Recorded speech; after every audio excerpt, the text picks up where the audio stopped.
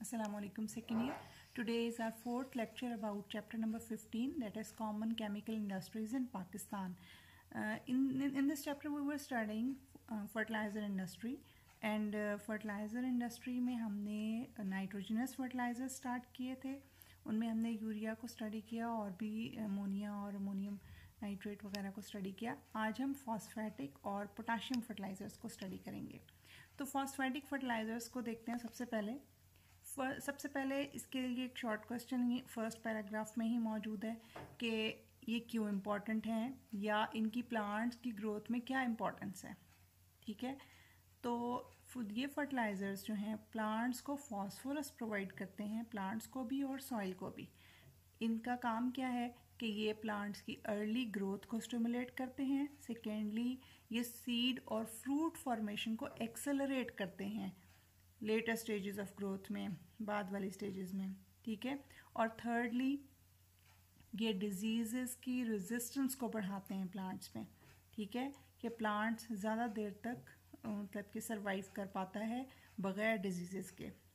ठीक है, तो अब हमारे पास बहुत सारे फॉस्फेटिक फर्टिलाइज़र्स हैं, मुख्तलिफ कंपाउंड्स हैं, उनकी सॉलिबिलिटीज़ भी डिफरेंट हैं. तो सबसे ज़्यादा इम्पॉर्टेंट जो हैं वो दो हैं उनमें से जो वाटर सॉलेबल भी हैं.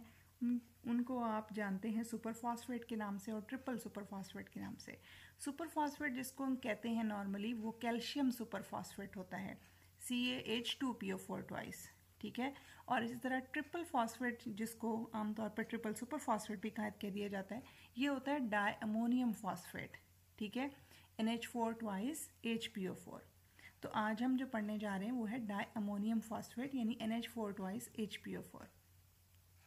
ये कंपाउंड काफ़ी हाई प्योरिटी का प्रिपेयर कर लिया जाता है एक सिंपल से रिएक्शन से. और वो रिएक्शन क्या है कि एनहाइड्रस अमोनिया हमने लेना है यानी ammonia without any moisture, ammonia gas लेंगे और फॉस्फोरिक एसिड लेंगे, ये हम लिक्विड फॉर्म में लेंगे. ठीक है, 60 to 70 डिग्री सेंटीग्रेड में इनका रिएक्शन कराएंगे और इसमें पीएच इनकी होगी 5.8 से 6 के दरमियान. ठीक है, ये अमोनिया बेसिक है और ये H3PO4 एसिडिक है, लिहाजा एक न्यूट्रलाइजेशन रिएक्शन कहलाएगा. ये हमारे पास जो बनेगा डायमोनियम फॉस्फेट बनेगा NH4 ट्वाइस HPO4 और बहुत सारी हीट रिलीज होगी यानी कि ये एक एक्सोथर्मिक रिएक्शन होगा. ठीक है, इस एक्सोथर्मिक रिएक्शन से निकलने वाली जो हीट है वो इसमें जो मौजूद इन वाटर वेपर्स होंगे या H3PO4 क्योंकि लिक्विड है तो इसमें यकीनन वाटर होगा, तो उसको ड्राई कर देगा, उसको वेपोरेट कर देगा और डाई अमोनियम फॉस्फेट क्रिस्टल्स की फॉर्म में निकाल लिया जाएगा.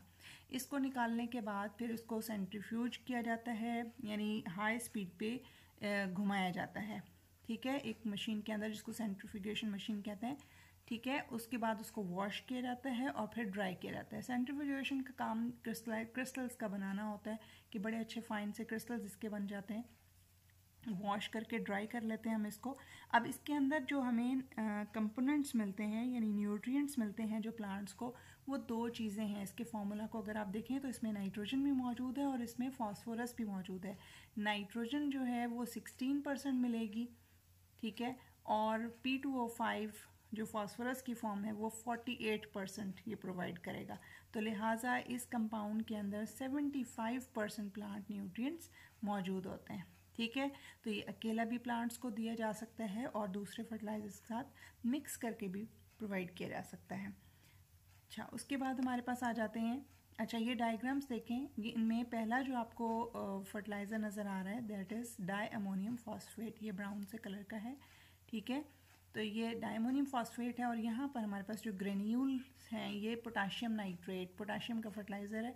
ये क्रिस्टल फॉर्म में भी अवेलेबल होता है और जब हमने प्लांट्स को या सॉइल के अंदर फर्टिलाइज़र के तौर पर ऐड करना होता है तब हम कोशिश करते हैं कि हम फर्टिलाइज़र्स को ग्रेन्यूल्स की फॉर्म में ही यूटिलाइज़ करें. अब पोटाशियम फर्टिलाइज़र जिसकी अभी आपने पिक्चर भी देखी, पोटाशियम नाइट्रेट को हम स्टडी करेंगे. तो पहले आप उसी तरह से हम देखेंगे पोटाशियम फर्टिलाइज़र प्लांट्स के लिए क्यों इम्पॉर्टेंट है या इनकी क्यों रिक्वायरमेंट है प्लांट्स को या सॉइल को. प्लांट्स या सॉइल के अंदर पोटाशियम जो है ये स्टार्च, शुगर और फाइबरस मटेरियल्स जो होते हैं प्लांट्स के उनको बनाने में हेल्प करता है. ठीक है, सेकेंडली ये भी डिजीज़ के रेजिस्टेंस को बढ़ाता है प्लांट्स में. और थर्डली ये प्लांट्स को स्ट्रॉन्ग बनाता है, क्योंकि इनकी वजह से उनकी रूट डेवलपमेंट बहुत हेल्दी होती है, बहुत ज़्यादा होती है, ठीक है। तो अच्छी स्ट्रॉन्ग रूट्स डेवलप होती हैं, जिसकी वजह से प्लांट भी स्ट्रॉन्ग बनता है, ठीक है। अच्छा, लास्टली इसके अंदर एक और फंक्शन इसका ये है कि ये फलों के पकने के अंदर या सीड्स के राइपनिंग के अंदर या सीरियल्स यानी जो गंदम, चना या वगैरह जो फलियों में जो दाने पकते हैं और सीड्स हैं और फ्रूट्स हैं, उनके पकने में, राइपनिंग में हेल्प करता है, ठीक है। ख़ास तौर पर ये तंबाकू की फसल के अंदर, कॉफ़ी, आलू और मकई की फसल के अंदर ज़्यादा हेल्पफुल है, ठीक है। वहाँ पे लाजमी तौर पर ये फर्टिलाइज़र ऐड करना होता है, tobacco, coffee, potato and corn में, ठीक है। आज हम पोटाशियम नाइट्रेट को स्टडी करेंगे। इसके अंदर पोटाशियम नाइट्रेट को इंडस्ट्रियल स्केल पर जब हम बनाते हैं तो हमें वहाँ पे 2 सॉल्ट्स लेने होते हैं। 2 सॉल्ट्स को रिएक्ट कराकर हम 2 नए सॉल्ट्स प्रोड्यूस करते हैं। The reaction is called double decomposition reaction. Double decomposition क्यों कहा जाता है इसे? क्योंकि इसके अंदर दोनों सॉल्ट्स के कैटाइन्स और एनाइन्स एक्सचेंज हो जाएंगे। सोडियम है यहाँ पर कैटाइन, ठीक है, और नाइट्रेट एनाइन है। इसी तरह यहाँ पोटाशियम कैटाइन है और क्लोराइड एनाइन है।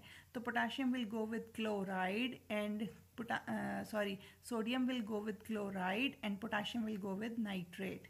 तो हमारे पास 2 नए कंपाउंड्स क्या बनेंगे? दोनों सॉल्ट्स हैं, सोडियम क्लोराइड और पोटाशियम नाइट्रेट। दोनों के हम हॉट कंसनट्रेटेड सोल्यूशन तैयार कर लेते हैं। हम यहाँ पे गलत लिखा हुआ है, इसका पोटाशियम क्लोराइड को हम सॉलिड लेते हैं, इसका सैचुरेटेड सोल्यूशन तैयार नहीं करते, जबकि सोडियम नाइट्रेट का हॉट कंसनट्रेटेड या सैचुरेटेड सोल्यूशन हम तैयार कर लेते हैं। उसके अंदर पोटाशियम क्लोराइड सॉलिड डाल देंगे, ठीक है। इसको हीट करने पर ये रिएक्शन कंप्लीट होगा, हमारे पास सोडियम क्लोराइड बनेगा, ठीक है, और पोटाशियम नाइट्रेट जो है ये सॉलिड क्रिस्टल्स बनेंगे, ठीक है। पोटाशियम क्लोराइड जो है सॉलिड जो है ये कन्वर्ट हो जाएगा सोडियम क्लोराइड क्रिस्टल्स के अंदर, ठीक है, और पोटाशियम नाइट्रेट जो है ये लिक्विड फॉर्म में बनेगा, और ये लिक्विड फॉर्म में जब होगा यानी मोल्टन स्टेट में होगा तो ये सोडियम क्लोराइड में से पास करके नीचे बॉटम में चला जाएगा, ठीक है, यानी नीचे जो लिक्विड मौजूद होगा वो पोटाशियम नाइट्रेट होगा।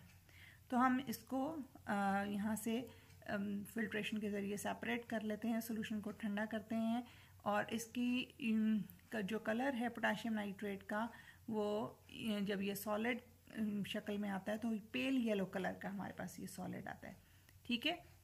तो आपने ये इसको पढ़ा है पिछले 2nd चैप्टर के अंदर, और नाम इसका आपने कॉमन नेम पढ़ा है चिली सॉल्ट पिटर, ठीक है, यकीनन आपको याद आ गया होगा। तो ये वही पोटाशियम नाइट्रेट है। इसके अंदर 13% नाइट्रोजन है, ठीक है, और 44% पोटाश है, यानी पोटाशियम इसमें 44% है अगर परसेंटेज कैलकुलेट की जाए, और 13% नाइट्रोजन अवेलेबल है प्लांट्स के लिए, ठीक है। तो ये तो फर्टिलाइज़र्स हो गए। अब फर्टिलाइज़र इंडस्ट्री का पाकिस्तान के अंदर क्या स्कोप है या इस वक्त इसकी क्या सिचुएशन है? तो आपको शुरू में बताया कि फर्टिलाइज़र्स इंडस्ट्री पाकिस्तान के अंदर बहुत ज़्यादा डेवलप नहीं थी जब पाकिस्तान बना था, लेकिन अब वक्त के साथ साथ गवर्नमेंट ने इसके ऊपर काफ़ी काम किया है और काफ़ी सारी इंडस्ट्रीज़ लगा ली हैं, क्योंकि पाकिस्तान एक एग्रीकल्चरल कंट्री है, और एग्रीकल्चरल कंट्री के अंदर मेन जो हमारी इनकम सोर्स है वो यही फसल ही है, ठीक है। जो हम प्लांट्स प्रोड्यूस करते हैं, सब्जियां हैं, फ्रूट हैं, अनाज है, इन्हीं से हम ज़्यादा जो अर्न कर रहे हैं, ठीक है। तो इसके अंदर प्लांट्स को जितना हम क्रॉप की यील्ड को बढ़ाएंगे तो वो उतना ही हमारे लिए फ़ायदा है, और उसके लिए हमें क्या करना होगा? फर्टिलाइज़र इंडस्ट्री को इम्प्रूव करना होगा। तो सबसे ज़्यादा जो इम्पोर्टेंस है वो यूरिया फर्टिलाइज़र की है इसके अंदर, कि urea fertiliser most of the cases में हमें मोस्ट ऑफ द क्रॉप्स के अंदर चाहिए होता है, और उसकी इम्पोर्टेंस वक्त के साथ साथ और उसकी डिमांड भी बढ़ती जा रही है। तो उसको कम करने के लिए, यानी कि डिमांड और सप्लाई के गैप को कम करने के लिए गवर्नमेंट हर वक्त कुछ ना कुछ इंसेंटिव्स दे रही होती है, प्राइवेट सेक्टर में भी, गवर्नमेंट सेक्टर में भी। तो फर्टिलाइज़र मैन्युफैक्चरिंग प्लांट्स लगाए जा रहे हैं। इस वक्त तकरीबन 14 फर्टिलाइज़र प्लांट्स जो हैं प्राइवेट और पब्लिक सेक्टर्स में काम कर रहे हैं, ठीक है, जो डिफरेंट टाइप्स के फर्टिलाइज़र्स बना रहे हैं, और ये तकरीबन जो है इस वक्त जो टोटल प्रोडक्शन है यूरिया फर्टिलाइज़र की, ये 2002 की कैलकुलेशन है कि ये अबाउट हमारे पास 5,630,100 metric ton per annum produce हो रही है। यानी कि सालाना जो इसकी पैदावार है हम कह सकते हैं कि 56,30,100 मेट्रिक टन है।